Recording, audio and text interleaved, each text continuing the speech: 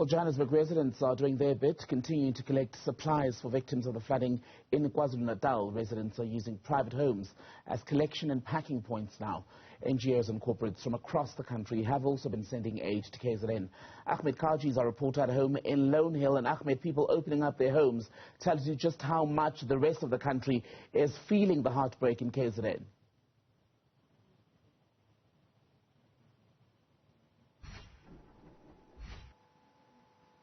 Yes, most definitely, Tembekile. That's what we have seen over here in Lonehill, and I'm sure is a picture of many other communities in and across Johannesburg and South Africa as well. We have seen visuals, heartbreaking visuals, devastating visuals coming from KwaZulu-Natal of the heavy rains, of the flooding which has ravaged KwaZulu-Natal.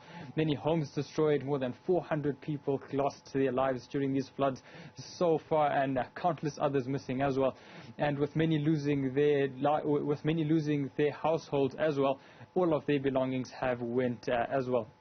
So what many residents have actually done in Johannesburg and across the countries, they have gotten together within their communities and started collecting food items and various other items which should be used for their households to maybe just send down to KwaZulu-Natal for those people who actually have lost everything as well. And one of those particular homes is here in Lonehill as well. Two ladies have gotten together, and we will be getting in touch with them as well to actually just get some clothes from the communities. And how this actually worked is many people are posting on their social media platforms, their groups, their community groups on their social media platforms. WhatsApp groups are a big part of it. Facebook groups are another. And many people actually coming through to these homes and just dropping off these clothing which may not necessarily be used as frequently as they normally would be. And these clothes are being then packaged, stored together, and then are set to be sent to KwaZulu-Natal a bit later on this week as well. And these are just some of the most important things and operations which will be taking place in Gauteng towards KwaZulu-Natal as well. And I think I'm just going to be bringing into the conversation just two of the ladies who actually were part and parcel of this project here in Lonehill as well. First, I'm going to bring in Margie, and then we'll be bringing in Jacinta in a few moments' time as well. Margie, thanks very much for your time today. You are a coordinator of this selfless project within the community. How exactly did this start? On Wednesday last week, I was just feeling devastated by what everyone's going through, and just looked at my own cupboard and went, you've got more clothes in my cupboard than days in the year. So I thought I'd pack a box, and I chatted to my friend Debbie of PowerFix in Durban to say, can I pop it on a truck to go to Durban? And she was, yes, please.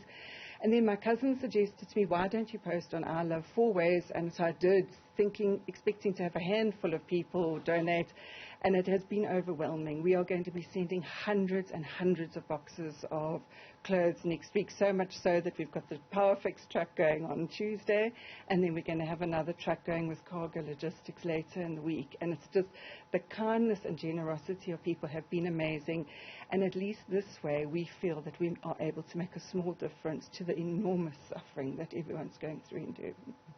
I think, Jacinta, before we come back to Jacinta, I think from our perspective, I think a big part of what many people are saying is the clothing that you are sending is also very usable, and in many ways still keeps the dignity of those who have been seriously affected by these floods. 100%. All the clothing and the blankets, etc., all very good quality, a very good condition, and ready to use. And Margie and I, we're going to be sorting out with a lot of volunteers tomorrow, and boxes to label it. So when it gets to KZN, it's going to be quite smooth in terms of distributing it where the need is. What do you think would be the biggest challenge from now getting everything down to KZN? We know roads have been a major challenge as well. Yeah, I think that definitely the transportation, but in terms of our network, with Margie's network, we have been able to successfully manage that, and we've actually got a donor of 1,000 litres of 5-litre containers of water, and that's going also later in the week. So I think distribution out there might be a challenge, but I think there's a lot of volunteers on the ground. And then, Margie, finally speaking towards those who are within the community who would like to get in touch with you, what would be the best way to do that? I mean, many people, I'm assuming, within the Lonehill, within the Fourways area and other northern suburbs may want to drop some supplies off for those. The best thing is if they can just WhatsApp me on my cell phone. That's the easiest way of communicating. I've been replying to all the WhatsApps, and then if anyone can just either deliver to our home in Lonehill, or else we can arrange to collect. Could I just get your phone number, these for Yes, no problem. My cell phone is 082-895-0237. Thanks very much, Margie. That's two of the coordinators over here at Temekile in the Lonehill region, just giving us some insight into some of the projects which they are doing, the food drives, the clothing drives, which will be exceptionally important for those who have lost many things, many household items as well, and many people actually coming through from KwaZulu-Natal. Speaking to my colleagues Linda and Pilani and Karunda down in KwaZulu-Natal, explaining exactly that in many ways the only possessions that they do have is the clothes on their back. So it seems that clothing and supplies coming through from the Gauteng region will go a long way in helping people restart their lives following the destruction which these heavy storms and flooding has caused.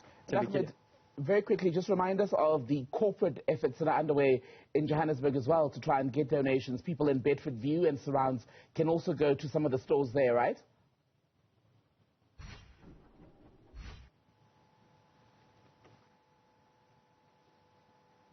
Yes, indeed, Temekile. So as we have been going throughout this morning and into the early parts of this afternoon, we had seen the Ashraful Aid NGO. They are based out in Marlborough, Linden, as well as in Lenasia. That's where their offices are based as well. So many people can actually head through to those particular areas as well.